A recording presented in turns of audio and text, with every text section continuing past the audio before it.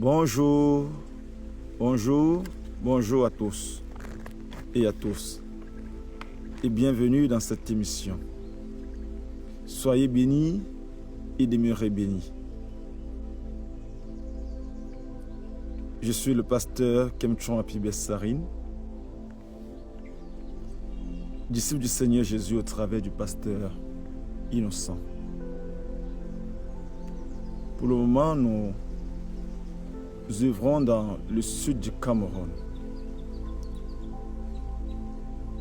En effet, j'ai eu la grâce de me former à l'Académie pastorale de la communauté missionnaire chrétienne internationale, la CMC, en Côte d'Ivoire. Précisément à Tchékoua, en 2025,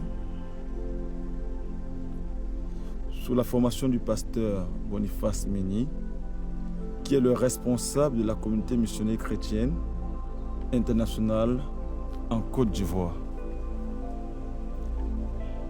En 2025, j'ai eu la grâce de faire partie de ceux qui devaient se faire former à l'Académie pastorale. C'était beau et les Ivoiriens sont vraiment accueillants.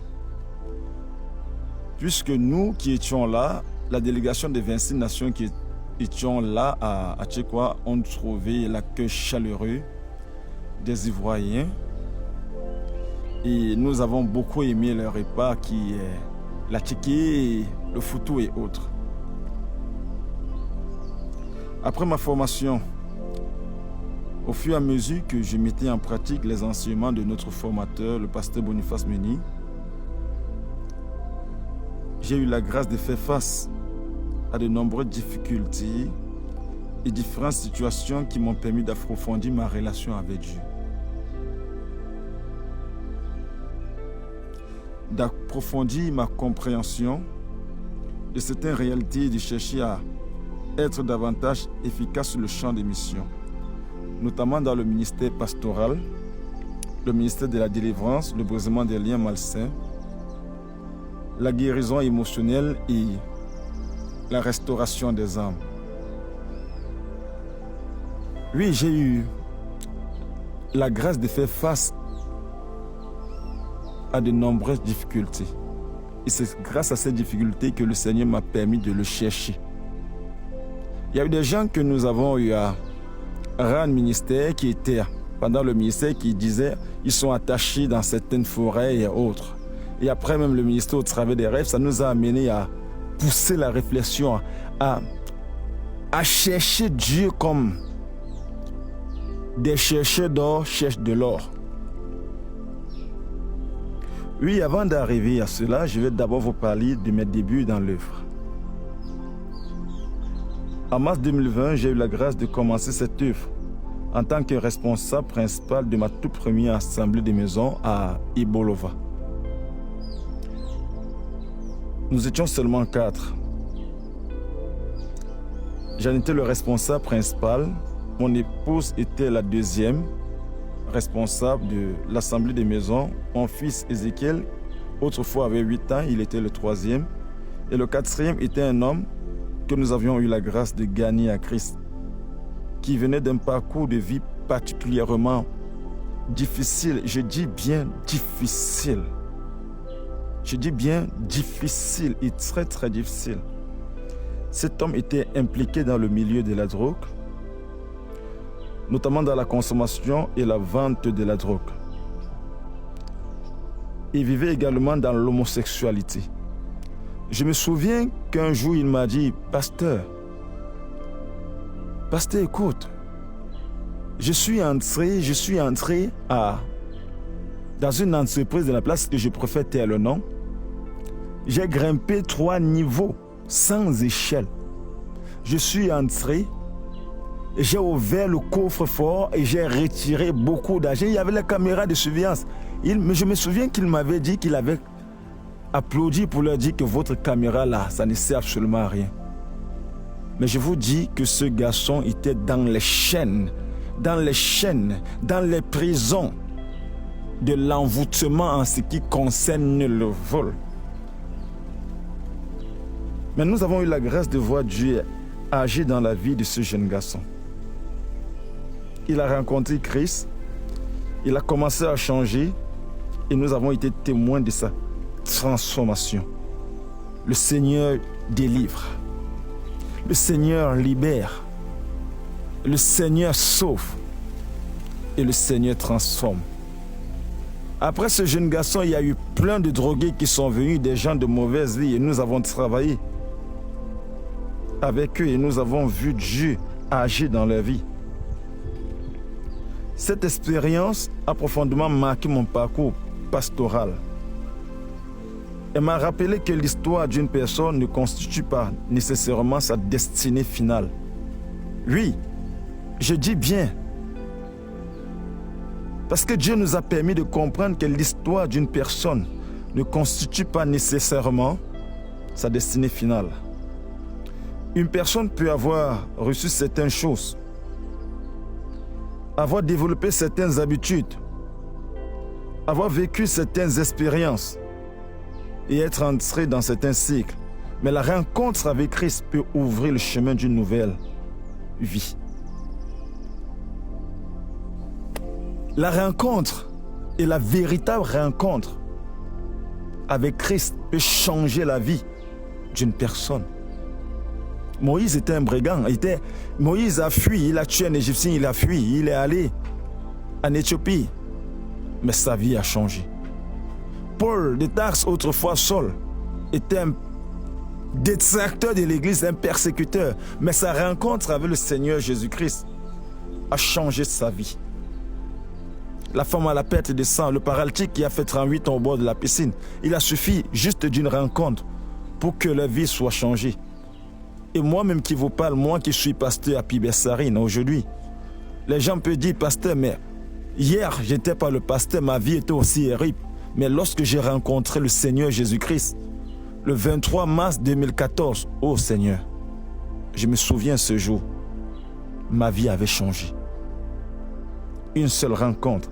Et ces jeunes garçons, en 2020, qui étaient des bandits, des homosexuels, des voleurs, des sorciers et autres, lorsqu'ils ont rencontré le Seigneur Jésus, le Seigneur Jésus-Christ a brisé les œuvres du diable dans leur vie, comme il est écrit dans 1 Jean 3 au verset 8, que le Fils de Dieu apparut afin de détruire les œuvres du diable.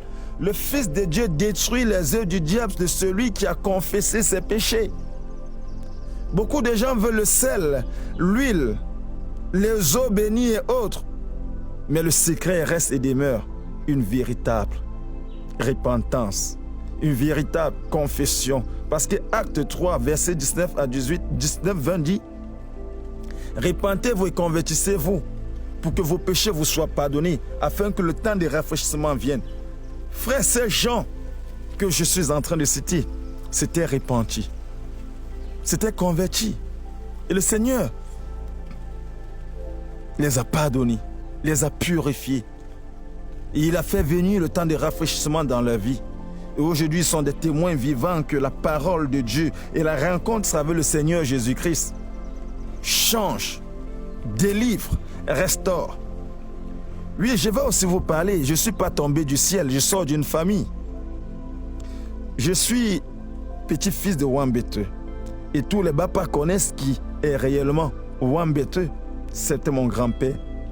Il a marqué l'histoire de Bapa en tant que l'un des grands princes du village Bapa. Et le village Bapa est situé à l'ouest du Cameroun, entre Baham, Bakié, Badenkop. Pour vous permettre de mieux comprendre le contexte familial dans lequel j'ai grandi, je précise également que mon grand-père avait 12 femmes et que mon père était l'enfant de la dernière de ces femmes. Je suis donc issu d'une famille particulièrement lâche, avec plusieurs branches familiales et plusieurs générations. Et je me souviens de quelque chose qui a marqué mon esprit lorsque j'étais tout enfant. J'avais 5 ans. Je me trouvais dans notre concession familiale au village, dans la concession de mon grand-père Wambete. Je me souviens que mon père, à Pienès, me montrait certains arbres présents dans la concession et me disait que c'était à ces endroits que l'on donnait la nourriture aux dieux. Il parlait des dieux. Il parlait vraiment des dieux. Mais j'étais tout petit. À l'âge de 5 ans, je ne comprenais évidemment pas toute la portée de ce que mon père me disait. Je voyais simplement des arbres et j'attendais des explications qui faisaient partie de l'environnement dans lequel je grandissais. Ce n'est pas que j'ai grandi au village, non, j'ai grandi à Douala, mais je passais mes vacances au village, comme les jeunes de mon âge à cette époque. Ce n'est pas que beaucoup plus tard, avec ma formation, mon étude de la parole de Dieu, mon parcours pastoral et mes réflexions sur les pratiques religieuses et les transmissions familiales, que j'ai commencé à comprendre que ces lieux étaient associés à des pratiques cultuelles. Je parle des pratiques cultuelles. Il y en avait plusieurs, de ce quoi nous avions une grande case consacrée au crâne des ancêtres. Et cette case, elle existe encore jusqu'à nos jours. C'était une case. Mais cette case, c'était un hôtel. Je vais vous expliquer ce qu'on appelle hôtel peut-être plus tard. Dans cette case, certains membres de ma famille, notamment mon grand-père et certains de ses fils, accordaient une grande importance au crâne et aux pratiques qui lui ont été associées. Et je crois bien que dans tous les villages de l'Ouest, et dans toutes les cases de l'Ouest, dans toutes les concessions de l'Ouest, il y a au moins une case à crâne. Oui. Et c'est très symbolique sur le plan spirituel. Très, très symbolique. Ce sont des portes ouvertes, des portes spirituelles, des portes, je parle des portes. Dans cette case, certains membres, je vous dis bien que certains membres de ma famille accordaient une grande importance au crâne et aux pratiques qui lui étaient associées. Je peux donc parler de cette réalité avec une certaine connaissance personnelle parce que j'ai grandi en étant exposé à ces pratiques. Mais je voudrais préciser quelque chose dès le départ. Je ne raconte pas cette histoire pour accuser mes parents, condamner mon grand-père, condamner mes ancêtres ou faire croire que toutes les familles fonctionnent de la même manière. Je raconte mon propre parcours parce qu'il m'a permis de comprendre quelque chose de fondamental.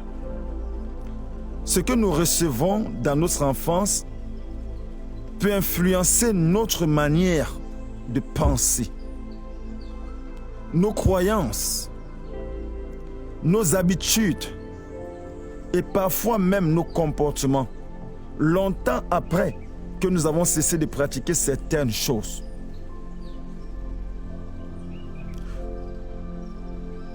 Et le fait d'avoir grandi dans une famille très lâche, dans un contexte polygame, ou au milieu de certaines traditions, ne suffit pas automatiquement que tout ce qui s'y trouvait était mauvais, ni qu'un lien spirituel particulier se transmet automatiquement à tous les descendants.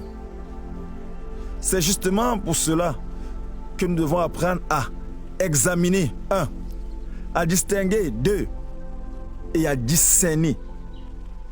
Parce que le discernement est fondamental dans la vie d'un croyant qui veut aller loin avec Dieu et qui veut réussir dans la société.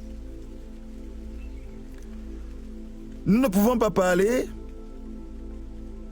nous ne pouvons pas tout appeler hôtel.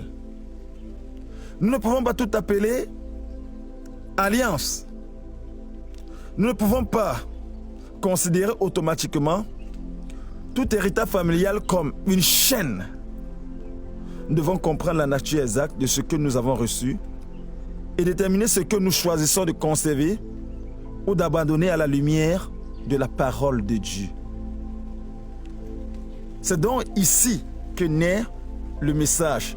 Lorsque je regarde à la fois mon histoire familiale, je dis mon histoire familiale et mon parcours pastoral, je comprends encore davantage pourquoi nous avons choisi ce titre. Briser le cycle. Briser le cycle de l'héritage subi à l'héritage choisi. Notre message central est simple. Tu peux répéter avec moi, toi qui m'écoutes à l'endroit où tu te trouves. Je ne suis pas obligé de reproduire ce que j'ai reçu. Avec Christ, je peux interrompre un mauvais cycle, renouveler ma pensée, changer ma manière de vivre et transmettre autrement. Tu peux encore répéter avec moi. Je ne suis pas obligé de reproduire ce que j'ai reçu. Avec Christ, je peux interrompre un mauvais cycle, renouveler ma pensée, puisque Paul parle du renouvellement de la pensée. Et nous devons renouveler notre pensée jour après jour. C'est ce qui constitue même le vrai brisement des liens. Parce que tant que la pensée n'est pas renouvelée, on ne peut pas parler du brisement des liens. Tant que la pensée n'est pas renouvelée, on ne peut pas parler de la guérison émotionnelle. Tant que la pensée n'est pas renouvelée, on ne peut pas parler de délivrance. Tant que la pensée n'est pas renouvelée, on ne peut pas parler de liberté. Tant que la pensée n'est pas renouvelée, on ne peut pas parler de la restauration. C'est pourquoi il est important de connaître la parole de Dieu, de connaître les promesses de Dieu et de croire à ses promesses au nom de Jésus-Christ. Au travers de nos multiples méditations, de notre étude de la parole de Dieu et de notre travail sur le terrain, nous avons progressivement compris quelque chose d'important. Nous ne devons pas commencer par supposer que chaque personne possède nécessairement un autel familial, une alliance ancestrale ou un quelconque lien spirituel caché. Les réalités familiales sont différentes d'une personne à une autre et d'une culture à une autre. L'Occident a ses réalités, le Chinois a ses réalités, l'Indien a ses réalités, l'Africain a ses réalités. C'est pourquoi nous parlons que les réalités familiales sont différentes d'une personne à une autre et d'une culture à une autre. Certaines personnes ont été confrontées à des pratiques religieuses contraires à leur foi. D'autres ont reçu certaines croyances.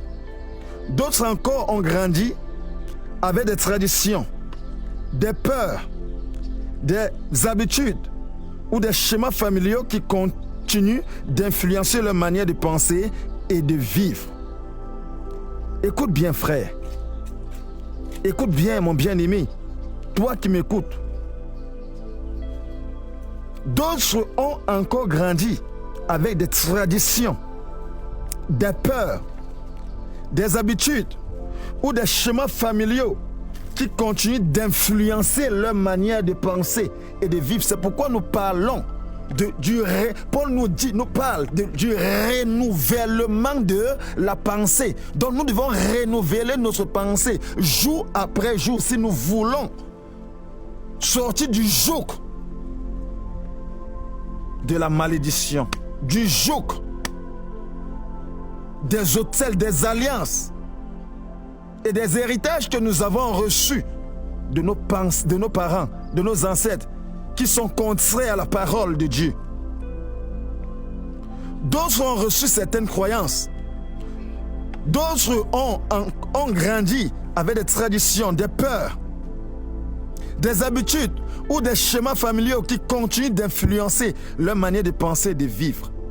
Certaines personnes reproduisent même aujourd'hui des comportements qu'elles avaient pourtant décidé de ne jamais transmettre à leurs enfants.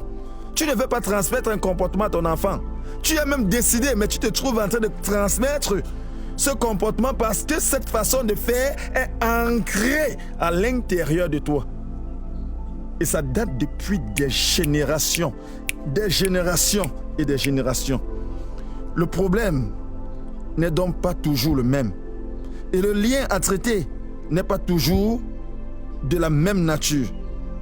C'est pourquoi cette leçon ne cherche pas à mettre tout le monde dans la même catégorie.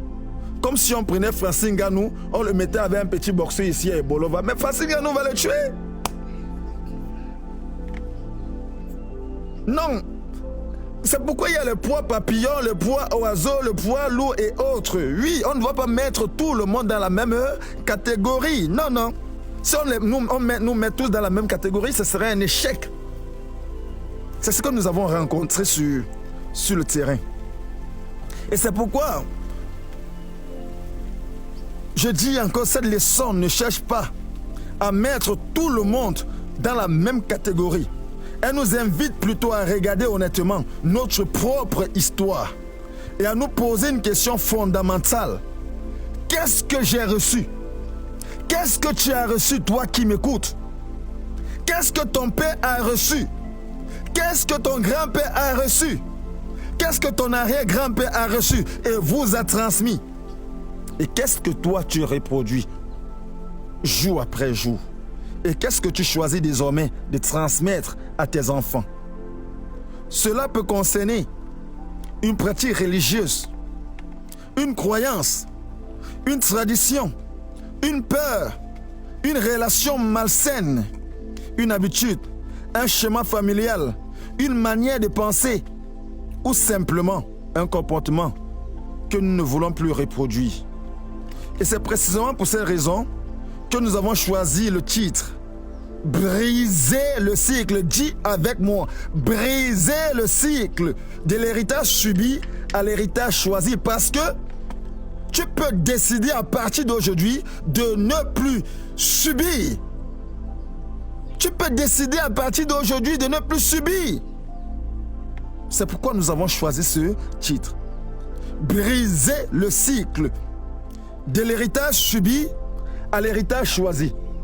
Parce que briser un cycle ne signifie pas nécessairement découvrir un secret caché dans notre histoire familiale. Cela peut simplement signifier identifier ce qui se répète dans ma famille, comprendre ce qui l'alimente, renoncer à ce qui est contraire à Dieu, changer notre manière de vivre et décider consciemment de ce que nous transmettons à la génération suivante. Pourquoi nous avons choisi 6 modules? Nous avons choisi 6 modules dans le but de distinguer ces réalités. Parce qu'un autel n'est pas une alliance. Une alliance n'est pas une fondation. Une fondation n'est pas un héritage. Et un héritage n'est pas automatiquement un comportement. Nous allons donc avancer en 6 étapes. La première étape sera le module 1, l'autel.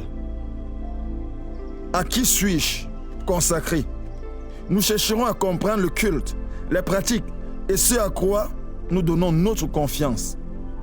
Le deuxième module sera l'alliance. Et quand on parle d'alliance, on pose cette question à savoir, à quoi suis-je engagé?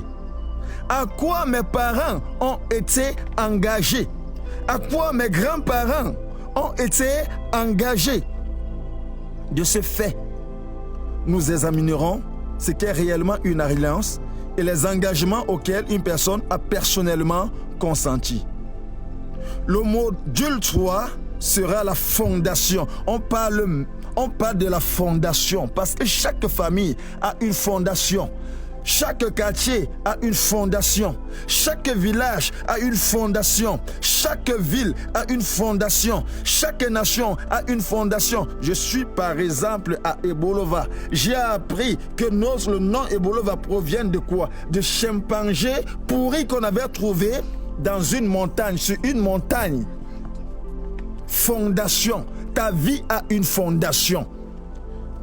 Mon bien-aimé, si tu ne connaissais pas cela, et tu dois te poser la question, à savoir, sur quelle croyance suis-je construit? Parce que la fête de la fondation répond, pose cette question, sur quelle croyance suis-je construit? De ce fait, nous identifierons les croyances et les pensées qui soutiennent certains comportements et nous verrons comment les confronter à la parole de Dieu. Parce que la boussole d'un chrétien, le reflet d'un chrétien, la référence d'un chrétien, c'est la parole de Dieu.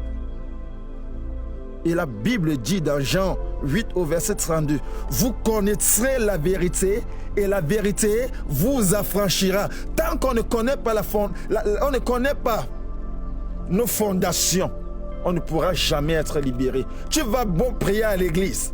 mais tu seras toujours lié. À cause de quoi? De la fondation. Et souvenons-nous que Jésus nous a dit dans Luc 22, il a dit à Pierre, Pierre, Satan vous a réclamé. Tu peux être un croyant et Satan te réclame. À cause de ta fondation, à cause des alliances, à cause des autels. Et le 4e module, ou le module 4, sera consacré à l'héritage. Une question est posée lorsqu'on parle d'héritage.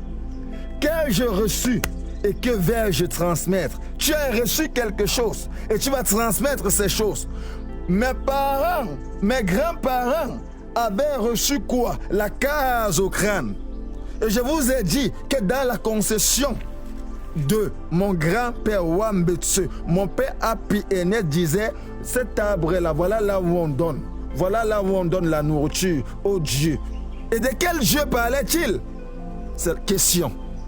C'est la question que je me suis posée. Et c'est aussi la question que toi, tu dois te poser à l'endroit où tu te trouves.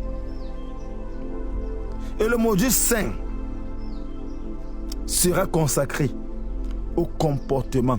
Et sans doute, tu as un comportement. Et chaque être humain est lié à un comportement. Chaque famille est liée à un comportement. Et quand on parle de comportement, on doit se poser une question. Qu'est-ce que je reproduis concrètement? Qu'est-ce que je reproduis concrètement? De ce fait, nous passerons de la décision à la pratique. Qu'est-ce que je dois arrêter maintenant? Qu'est-ce que je dois arrêter maintenant? Et quelle nouvelle habitude dois-je développer? Le module 6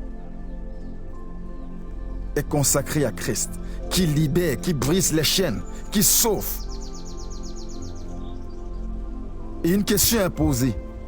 Sur qui vais-je désormais construire ma vie? Parce que notre objectif n'est pas seulement de briser, mais de remplacer, reconstruire et transmettre autrement.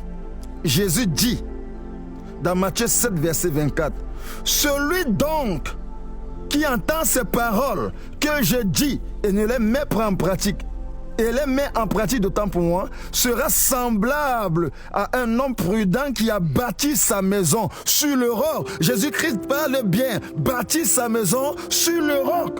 Celui donc qui entend ces paroles que je dis, celui donc. Alors si tu entends ces paroles et tu les mets en pratique, Jésus te dit que tu seras semblable à partir d'aujourd'hui à un homme prudent qui a bâti sa maison sur un roc. Nous verrons donc que la véritable rupture ne consiste pas seulement à quitter ce qui était mauvais, mais à construire désormais notre vie sur Jésus-Christ et sur sa parole.